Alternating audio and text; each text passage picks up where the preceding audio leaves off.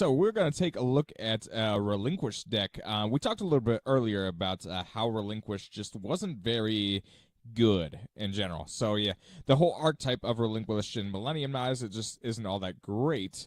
At least not yet. I think the deck could use more support. If it got more support, you could actually see it as a rogue deck. But right now, it's not really even easy to see it as a rogue deck, even just because it's a little bit anti-meta. It's very defensive, and that can be very cool. It can often take the opponent by surprise, and they don't always know how to play it.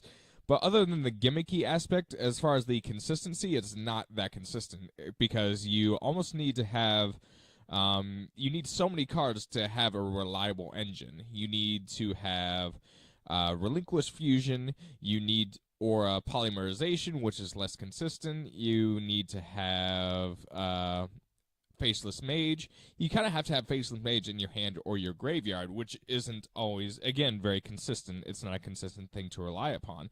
So the only what I do think could make this deck better is if they upgraded it. If they made Relinquished Fusion searchable in combination with a card that lets you search one of the other archetype cards. If you got a 2-for-1 with Millennium Eyes, with the Millennium Eyes deck, that would make the deck so much better. And I don't think it would actually be overpowered because Millennium Eyes is often easy to get off the field and not all that difficult to deal with even when you have Faceless Mage in grave. So I don't think it would make the deck overpowered. I just think it would provide it with more support, and actually we might see it rogue, or if I would be surprised if it's seen tier 3. But right now this is where we have the deck, and I've beaten some pretty good decks with this build. All right, so I made it a little bit better. The last build wasn't very good. Pre-preparations of rights, I thought it just wasn't very consistent because you ended up with a lot of deck clogging. So this is what I come up with.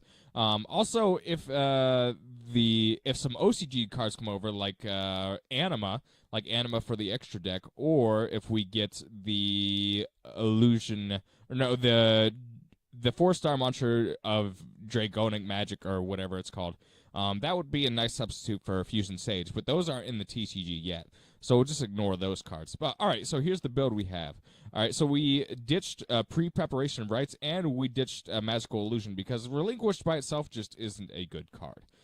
We don't want to really mess around with getting that on the field ever. We want to focus on getting these guys on the field whenever possible. So we replaced that. We did preparations of rights to make Relinquished searchable, which isn't terrible. It's not a minus card. It's more of a deck thinner and gets you the pieces that you need. We did Fusion Sage. Relinquished Fusion just often isn't enough. You can't access it enough in your hand right away. You basically need to get this on the field as fast as possible. So that's why we added some more polymerization. And Fusion Shades just for a deck thinning effect. Maybe we could do another poly. That's up to you. All right. Kaiju often works extremely well in combination with Relinquished Fusion, and even better when you have Anima, but we don't have Anima in TCG yet. And we have Armageddon Knight, which is now at 1, and we have Dark Wheel Dealings because a lot of these cards, like these two guys, they don't really mind being in the grave that much. They really benefit us in the grave, or Relinquished in the grave. It doesn't really matter that much. So that's why we have Dark World Dealings.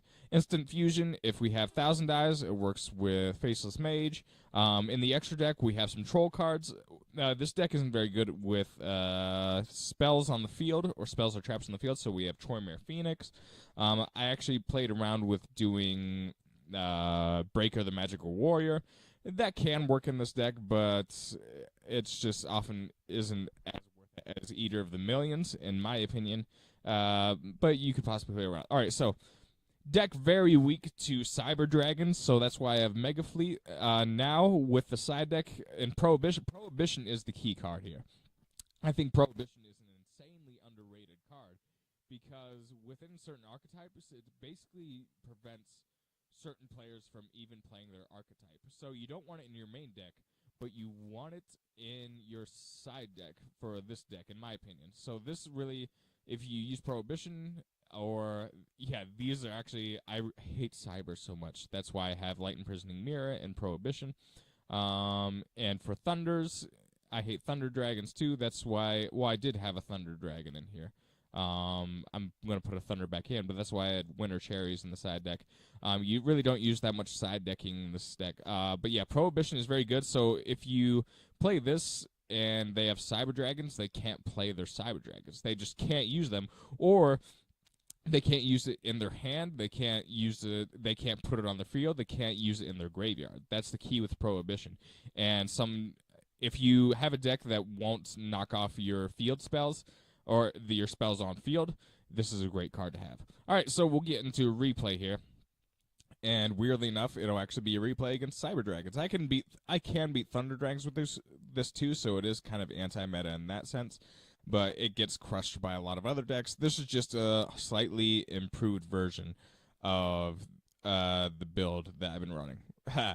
Cyber doesn't suck, but I really enjoyed this victory. That's why I have it here. All right, so you get an idea of how this engine works.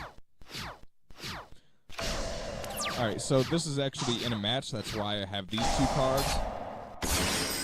And that's kind of how it's worked. So he can't use Cyber Dragon.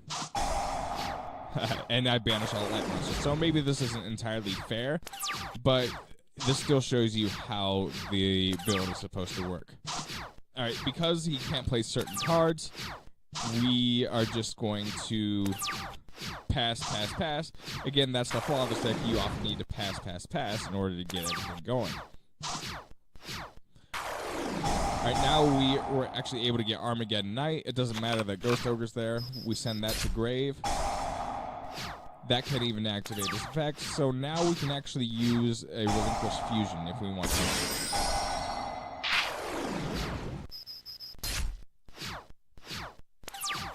Alright, so he actually was kind of smart with Restrict, but we, again, were able to get this on the field. And right now, he's not really smart enough to... Actually, I wasn't very smart. I should have had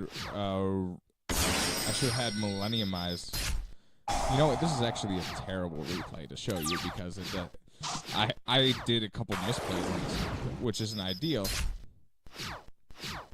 Yeah, you can see there I should have had my Magician. Yes, my Magician. I should have had Magician in there. But I get lucky with the draw, and I'm able to actually overcome him with pure draw power. So now he actually has a struggling battle. And now there's just nothing he can do. That's why, but that's a good example why Prohibition is such a good card in certain situations. Many situations like Sky Striker, not a very good card at all. But I guess maybe you could get away with, I don't know how it would work in a Sky Striker deck. But anyway.